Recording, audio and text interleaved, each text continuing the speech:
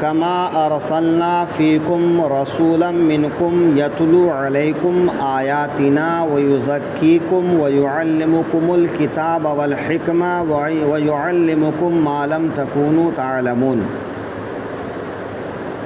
جیسا ہم نے تم میں بھیجا ایک رسول تم میں سے، کما ارسلنا فیکم رسولا منکم، جیسا ہم نے تم میں بھیجا ایک رسول تم میں سے، یعنی حضور صلی اللہ تعالی علیہ وسلم تم میں سے۔ اگر اس آیت میں خطاب اہل عرب سے ہے تو مطلب یہ ہوا کہ اے عرب والو، اے مکہ والو، یہ رسول کوئی اجنبی نہیں ہے، بلکہ یہ تمہارے بیچ میں سے ہی ایک انسان ہے نا، کیونکہ آدمی اپنوں سے قریب ہوتا ہے اور غیروں سے آدمی قریب ہونے میں جھجک محسوس کرتا ہے۔ تو اے عرب والو یا اے مکہ والو، غور تو کرو کہ یہ رسول کون ہے، ان کا خاندان کیا ہے، ان کا حسب نسب کیا ہے، ان کی زبان کیا ہے، ان کا طور طریقہ کیا ہے۔ تو جب تم غور کرو گے تو یہ عرب والوں میں سے ہیں، عرب والوں میں سے وہ قریش میں سے ہیں، وہ قریش والوں میں سے بنی ہاشم میں سے ہیں، بنی ہاشم میں سے وہ عبداللہ کے گھر پیدا ہوئے۔ لیکن عرب کے تمام قبائل میں بنی ہاشم ایک افضل قبیلہ ہے، اعلیٰ ترین قبیلہ ہے۔ ان کے بیٹوں میں، ان کی اولاد میں یہ سب سے اچھے اور افضل ہیں۔ تو اس طرح سے تم دیکھو تو ان کا حسب نسب بھی اعلیٰ ہے، ان کا کردار بھی اعلیٰ ہے، ان کی چال چلن بھی اچھی ہے، اور ایک دو دن نہیں، تم نے ان کو 40 سال اپنے بیچ میں دیکھا ہے۔ اس 40 سال کے بیچ میں تم نے کوئی ایسی بات ان کے اندر نہیں پائی جو نفرت کی وجہ ہو، تو پھر ان کی بات ماننے میں تردد کیوں کرتے ہو، شک و شبہ کیوں کرتے ہو، ہے نا؟ کہ کما ارسلنا فیکم رسولا منکم، جیسا کہ ہم نے تمہارے بیچ میں تم ہی میں سے ایک رسول بھیجا۔ اچھا، یا اگر اس کا خطاب تمام انسانوں سے ہو تو غور کرنے کی بات ہے کہ انسان اپنے جنس والوں سے قریب ہوتا ہے، انسیت رکھتا ہے، برخلاف دوسری جنس کے، کہ انسان جنات سے زیادہ قریب ہے کہ انسان سے؟ ظاہر ہے کہ انسان سے۔ انسان فرشتوں سے زیادہ قریب ہے کہ انسان سے؟ ظاہر ہے کہ انسان سے۔ تو انسان مانوس کس سے ہوتا ہے؟ انسان سے۔ تو اگر یہ انسان نہ ہو کر کچھ اور ہوتے تو تم ان سے مانوس نہیں ہوتے۔ جیسا کہ مکے والے، عرب والے کیا کہتے تھے کہ اللہ کو رسول بھیجنا تھا تو کسی فرشتوں کو بھیج دیتا، کسی فرشتے کو بھیج دیتا۔ تو اگر فرشتہ بھیج دیتا بھئی، وہ تو اس بات پر بھی قادر ہے کہ وہ اپنا حکم ہر آدمی کے سرہانے بھیج دیتا، ہاں بھئی، ایک ایک کتاب، ایک ایک قرآن وہ ہر انسان کے تکیے کے نیچے رکھ دیتا، اس پر بھی قادر ہے۔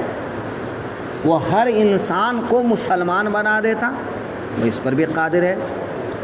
لیکن پھر جو دنیا آزمائش کا گھر ہے، یہ امتحان کی جگہ ہے، امتحان کیسے ہوتا، آزمائش کیسے ہوتی، بھلے برے کی پہچان کیسے ہوتی؟ تو اللہ تو قادر ہے کہ وہ ہر انسان کے تکیے کے نیچے کتاب رکھ دے، ہر انسان کے دل میں ایمان ڈال دے، وہ فرشتے کو بھی بھیج دے، وہ ہر چیز پر قادر ہے، لیکن ہدایت اور رہنمائی کا جو مقصد ہے وہ مقصد ادا نہیں ہوتا۔ وہ مقصد کب ادا ہوگا؟ جب کہ انسان میں سے ہی کوئی رہنما بنے، انسان میں سے کوئی رہبر بنے۔ ایک آدمی کے سامنے اندھیری رات میں اگر کوئی سایہ آ جاتا ہے تو آدمی ڈر کے مارے جو ہے ہوا آ جاتا ہے۔ تو اگر 6 پروں والا فرشتہ جبریل اچانک کسی کے سامنے آ جائے تو اس کا کیا حال ہوگا؟ ایک ایسی مخلوق جس کے 600 پر ہیں، وہ اپنے پر پھیلا دیں تو ایک کنارہ مشرق میں اور ایک کنارہ مغرب میں، اب ایسے سے بیٹھ کر کوئی بات کرے گا؟ ان سے کوئی اپنا مسئلہ پوچھے گا؟ ان سے کوئی اپنی تکلیف بتائے گا؟ نہیں۔ تو نبوت و رسالت کا مقصد کیا ہے؟ ایک دوسرے سے قریب ہونا، ایک دوسرے سے انسیت اور محبت کرنا، ایک دوسرے سے ہدایت حاصل کرنا۔ اور یہ کب حاصل ہوگا؟ جب کہ انسان میں سے ہی کسی کو رسول بنایا جائے، کسی کو نبی بنایا جائے۔ تو اللہ نے کیا فرمایا کہ وہ دیکھنے سننے میں تمہارے جیسا ایک انسان ہے۔ اگر وہ انسان نہ ہوتے، وہ فرشتوں میں سے ہوتے، وہ جنات میں سے ہوتے، تو جو بھیجنے کا مقصد ہے وہ پورا ہی نہیں ہوتا۔ اس لیے تمہارے بیچ میں سے ایک آدمی کو رسول چنا، وہ اپنی وحی ان پر نازل فرماتا ہے، اپنی کتاب ان پر نازل فرماتا ہے، اور تم سب کو اس بات کا مکلف بنایا ہے کہ اب تم ان کی بات مانو، ان پر یقین کرو، ان کی بتائی ہوئی باتیں مانو، ان کا کہاں مانو، ہے نا۔ تو عجائب جو ہوتے ہیں، جو نشانیاں ہوتی ہیں، وہ کبھی کبھی دکھائی دیتی ہیں، ورنہ ہر ٹائم اگر نشانی دکھائی دے تو پھر نشانی اور معمول کی چیز میں کیا فرق رہے؟ عجائب اور معمول کی چیز میں کیا فرق رہے؟ معجزہ اور غیر معجزہ میں کیا فرق رہے؟ تو نبی کے ہاتھ میں کبھی کبھی معجزہ ظاہر ہوتا ہے، اگرچہ وہ نبی سراپا معجزہ ہیں، ہے نا۔ تو ہر انسان نبی اور رسول نہیں ہوتا ہے، ہر انسان ایمان والا نہیں ہوتا ہے۔ تو اچھے اور برے کی پہچان کے لیے کہ فرما بردار اور رہبر کی پہچان ہو، اس لیے وہ کسی ایک کو رسول بناتا ہے، ایک کو نبی بناتا ہے نا۔ پھر پوری قوم کو اس کے پیچھے چلنے کی تاکید کرتا ہے کہ اب ان کی بات مانو، ان کا کہاں مانو، ان سے سمجھو، ان کو دیکھنا مجھے دیکھنا ہے، ان کی باتیں سننا میری باتیں سننا ہے نا۔ تو یہ دستور ہی ایسا بنایا گیا ہے۔ تو کیا فرمایا؟ کما ارسلنا فیکم رسولا منکم، جیسا کہ ہم نے تم میں بھیجا ایک رسول تم میں سے۔ وہ کیا کرتے ہیں رسول؟ یتلو علیکم آیاتنا، کہ تمہارے سامنے ہماری آیتیں پڑھ کر سناتے ہیں، آیتیں تلاوت کر کے سناتے ہیں، ہے نا۔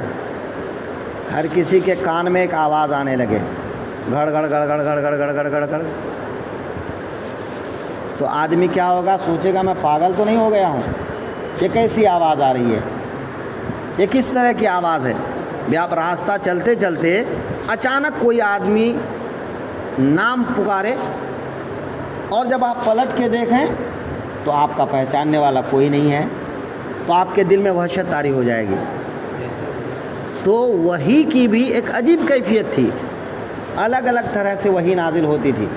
تو اگر ہر انسان کے کان میں وحی سنائی دیتی تو انسان معمول کی زندگی گزار نہیں پاتا، وہ سب دیوانے ہو کے رہ جاتے ہیں۔ اس لیے وحی کے لیے وہ ایک بندے کو چنا، اللہ نے وحی کے لیے اپنے محبوب کو چنا۔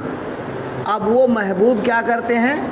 یتلو علیکم آیاتنا، وہ ہماری آیتیں، ہماری باتیں تم کو تلاوت کر کے پڑھ پڑھ کے سناتے ہیں۔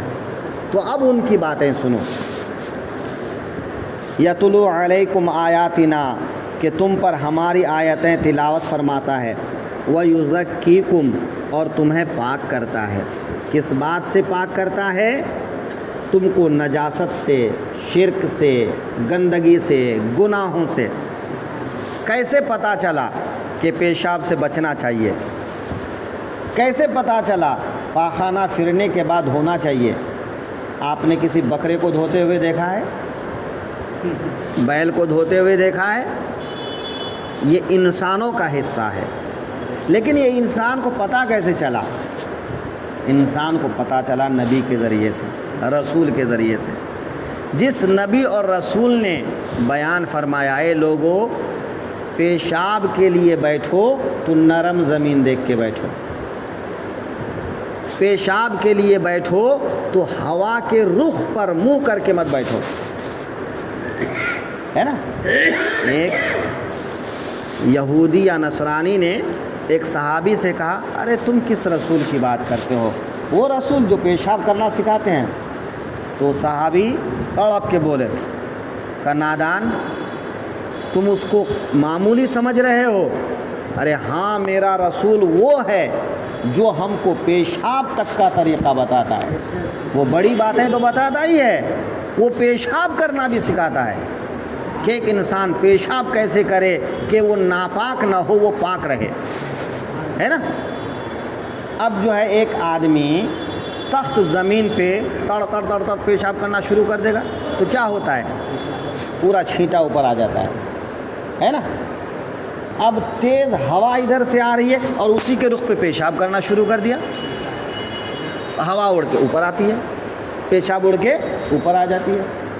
تو رسول ہی ہیں جس نے ہم کو سکھایا۔ تو رسول وہ ہیں جو تم کو ستھرا کرتے ہیں۔